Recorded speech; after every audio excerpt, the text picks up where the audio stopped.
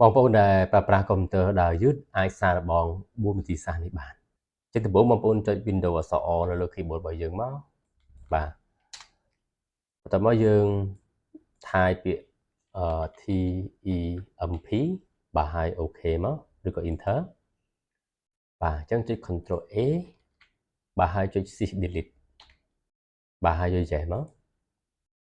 បាទចាំឲ្យវាចេញបិណ្ឌបងប្អូន thích កន្លែងនេះណាហើយយកពាក្យថា Continue និយាយឲ្យយើង skip វាចោលទៅទី2បងប្អូនចុច Windows អក្សរ O ដដែល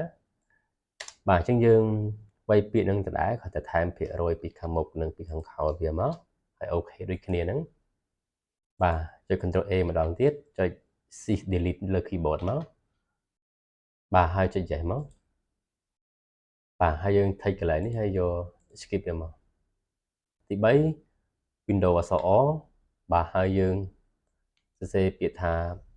prefix បាទពាក្យនេះបាទហើយ OK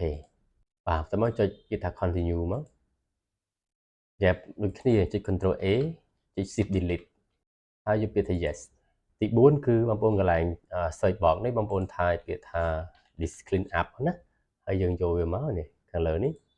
យ៉ាប់បន្ទាប់មកបងប្អូនរើស Ctrl C ហើយចុច OK យ៉ាប់អញ្ចឹងវានឹង load ផ្ទាំងមួយយើងអញ្ចឹងបងប្អូនអាច thích ទាំងអស់នេះក៏បានបាទយ៉ាប់ហើយយើងយកកន្លែង Clean Up System File នេះមកយ៉ាប់ហើយ OK មកហើយ Ctrl C ដដែលហ្នឹងបាទឥឡូវវាកំពុងតែដើរហើយ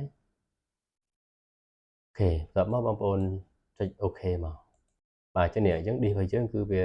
ស៊ី space អស់មួយ G អញ្ចឹងបងប្អូន delete file ទាំងអស់នឹងចោលទៅដែលអត់ប្រយោជន៍ហ្នឹងបាទអញ្ចឹងវីដេអូមួយនេះគឺមានប៉ុណ្ណឹងអញ្ចឹងបងប្អូនអាចសាកល្បងតាមនេះបានបាទសូមអរគុណ